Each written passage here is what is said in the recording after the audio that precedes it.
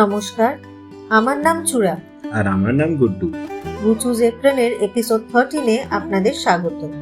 কিছু স্বদেশি, কিছু বিদেশি, কিছু নিজেদের আর কিছু ইন্সপায়ার্ড রেসিপি নিয়ে আসছি আমরা। আমাদের এই চেষ্টা ভালো লেগে থাকলে অনেক অনেক লাইক করুন। আজকের ক্রিয়েশন পোখালা ভাত। ভাই না গোটে পখাড়ো দিও। কি বললে? বলবো না। আরে কেমন ওড়িয়া শুনতে লাগলো। জানো তো আমি তোমার মতো বহু ভাষা জানি না।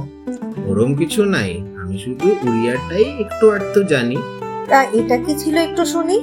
এটা হচ্ছে দাদা একটা পখাড়ো দাও। আচ্ছা বুঝলাম, এবারে কি করতে হবে বলো। তোমার কথা মতো ভাতে জল দিয়ে রেখে দিয়েছি। আর কথা বলতে বলতে পেঁয়াজও কাটা হয়ে গেল।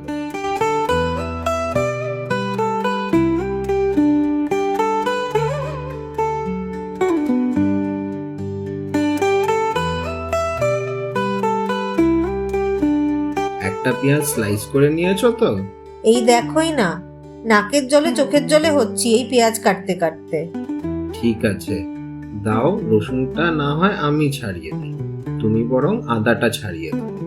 ওকে, ডান।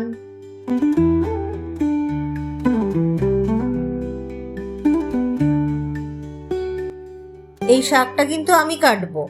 ঠিক আছে, কুচো করে কাটবে কিন্তু। আমাকে আর লাল শাক কাটা শিখিও না, এটা আমার খুব পছন্দের খাবার। জানি তো। এবারে গরম তেলে কালো জিরে, রসুন, শুকনো লঙ্কা আর কুচো করা পেঁয়াজ ভালোভাবে ভেজে নাও। তারপর কেটে রাখা শাক ভালো করে ধুয়ে কড়াইতে দিয়ে দাও। পুরোটা ভালো করে মাখিয়ে ঢাকা দিয়ে দাও। মজে যাবে তাহলে। মজে যাবে মানে?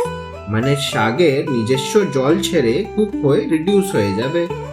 এইবারে হলুদ গুঁড়ো 1 টিস্পুন আর নুন 1 টিস্পুন দিয়ে ভালো করে নেড়ে নাও।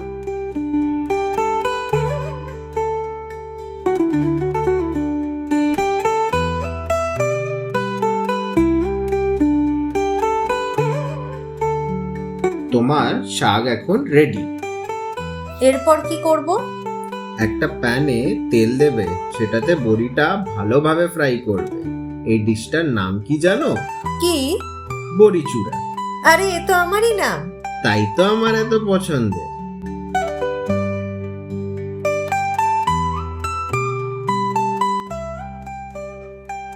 এই বড়িকে মিক্সারে রসুন আর লঙ্কা দিয়ে গুঁড়ো করে নেব। তারপরে একটা বাটিতে বড়িগুলো পেঁয়াজ আর লঙ্কা কুচো, নুন আর ধনেপাতা দিয়ে মিক্স করে নেবে।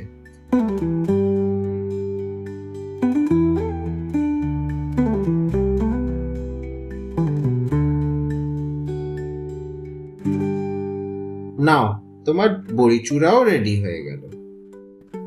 এরপর কি করব? একটা প্যানে স্প্লিট করা টমেটো দেবে। সেটা ভালোভাবে রোস্ট হয়ে গেলে তার খোসাটা ছাড়িয়ে নেবে আর রসুন দিয়ে ঢেকে দেবে।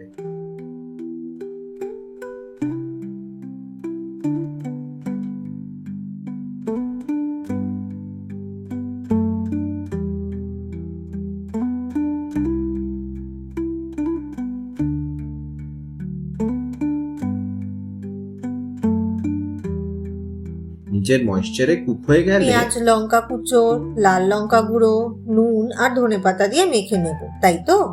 বাহ, সবই শিখে গেছো দেখছি। এরপর কি চিংড়ির পালা? হ্যাঁ, উড়িয়াতে চিংড়ি বলে। বলো কি করে বানাবো? একটা প্যানে তেল গরম করবে, সেটাতে কালো সর্ষে, স্লাইস করা পেঁয়াজ দিয়ে সটে করে দেবে। এবারে এরপর কুচো লঙ্কা, হলুদ আর নুন দিয়ে দেবে। কিছুক্ষণ সটে হয়ে গেলে সেটাতে চিংড়ি মাছটা দিয়ে দেবে। এইবারে ভালোভাবে কষিয়ে নিতে হবে। চিংড়িটা খুবই তাড়াতাড়ি কুক হয়ে যায় তো, তাই বেশি সময় লাগানো যাবে না। নাও, এটাও তো হয়ে গেল। এখন কি সার্ভ করব?